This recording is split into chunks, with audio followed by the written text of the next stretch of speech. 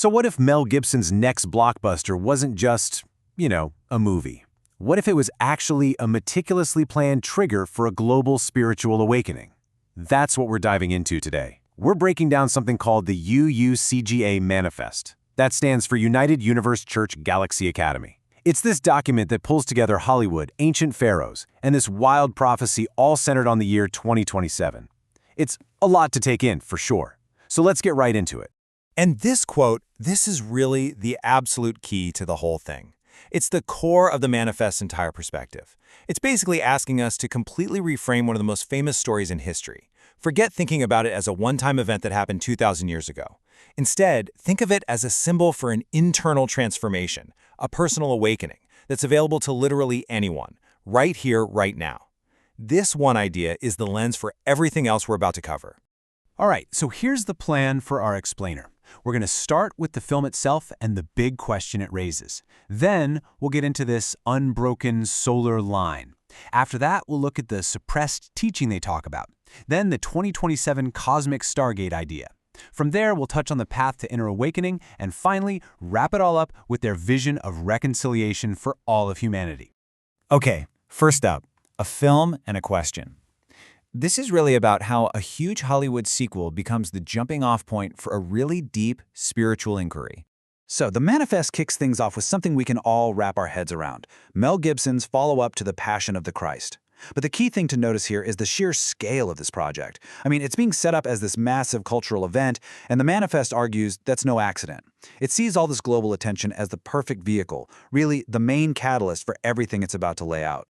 And here's the crucial pivot. The manifest uses this film to completely sidestep all the usual arguments, the historical debates, the theological squabbles. It's not interested in asking, did this literally happen? The question it poses is much deeper. What does it mean for us? And in doing so, it reframes the whole story as a symbol for a universal potential, for a kind of spiritual awakening that could happen inside every single one of us. All right, let's get into the manifest's historical claims.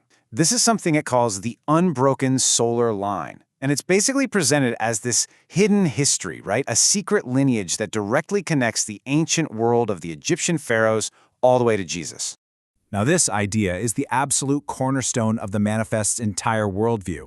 It puts forward this idea of a sacred bloodline, starting with none other than the last sun pharaoh, Cleopatra. And the claim is that even as the Roman Empire was doing everything it could to erase this lineage from the history books, the bloodline itself was secretly preserved, continuing on, hidden, underground. And this timeline here really lays out the whole flow of that claimed history. It starts with Cleopatra, the last sun pharaoh. Then it moves to these secret descendants who are hidden from Roman authorities. And it all culminates, according to the manifest, in the birth of Jesus. But here's the twist. He's not just described as a prophet, but as the ultimate heir of this ancient solar tradition of the pharaohs. Okay, so now we get to the heart of the conflict. The manifest argues that there was this specific spiritual message. It calls it the direct teaching that was so radical, so world-changing, that it led directly to the events we saw in the Passion of the Christ. It's really the ultimate battle between looking inward for divinity versus looking outward. So what exactly is this direct teaching? Well, at its core, it's the idea that the divine, that God, isn't some force out there that you can only get to through priests or popes or institutions. Nope. Instead, it's an internal birthright. The manifest claims this was the central message, that every single person has a direct, unfiltered connection to the source of all creation. And this comparison here just lays out that conflict so perfectly. On one side, you've got the institutional model, which the manifest actually calls the matrix, where God is an external authority and power flows down through a hierarchy of popes and kings.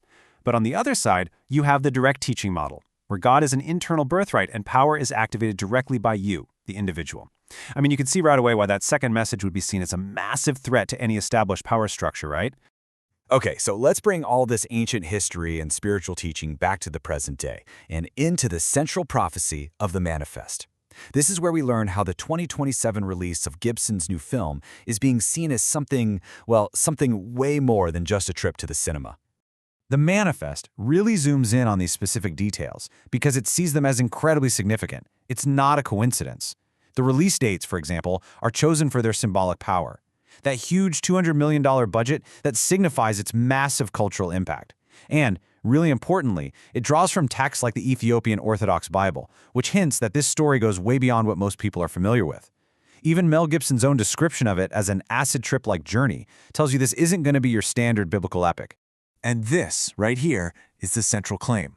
According to this document, these release dates aren't about box office numbers or entertainment. No, they are designated moments, divine Stargate portals is what they're called, and they're intended to trigger a global awakening of consciousness. The film itself is just the external key that's meant to unlock a massive internal event on a planetary scale. Then the manifest goes even further. It claims that this whole spiritual shift is being supported, whether consciously or not, by a coalition of some pretty powerful global figures. It actually lists specific political leaders, giants of finance, and even major institutions like the Vatican, suggesting there's this huge, widespread alignment happening behind the scenes, all pointing toward this coming change. Okay, so if there's this huge global event on the horizon, what does that mean for us, for the individual? This is where the focus shifts from the planetary right down to the personal. The manifest actually gives instructions for how you can actively take part in this awakening.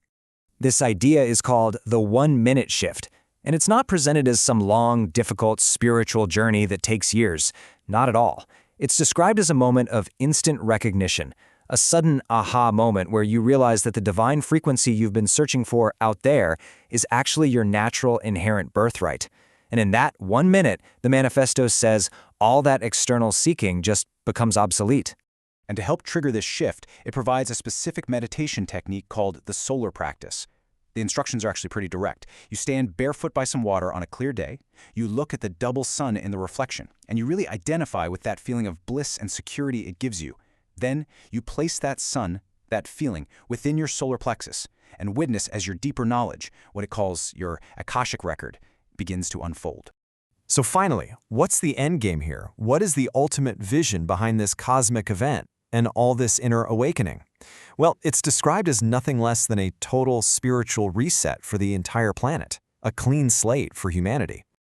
The document lays out a very specific prophecy it calls the positive leap. It envisions a future where the Pope actually opens the secret Vatican vaults, releasing all the stored truths and hidden artifacts back to humanity. This one single act, it claims, would be enough to wipe clean a 2,000-year institutional debt, basically allowing all of humanity to just start over. And the ultimate result of this clean slate? Well, according to the manifest, it would literally dissolve the walls between the major Abrahamic religions. Once those old, rigid structures are gone, that shared inner truth, the direct teaching we talked about, would finally emerge for everyone to see. And this, it says, would end the struggle and create one universal kingdom of heaven, right here on Earth. And so, after all of that, all the cosmic history, the secret bloodlines, the global prophecies, the manifest ends by turning it all right back around to the individual, to you. It leaves us with this really powerful personal question. It suggests that in the end, it doesn't really matter if you see the film as just a movie or a portal or a prophecy. The ultimate invitation is to look not at the screen, but to look within.